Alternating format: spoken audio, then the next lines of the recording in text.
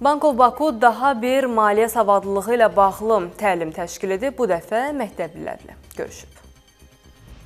Ölkənin seçilən banklarından olan Bank of Baku cəmiyyətin hər bir yaş qrupunun maliyyə savadlılığı mövzusunda maarifləndirilməsini əhəmiyyətli hesab edir. Bank bu məqsədlə maliyyə savadlılığı hər yaşda önəmlidir şüarı ilə silsilə tədbirlər həyata keçirir.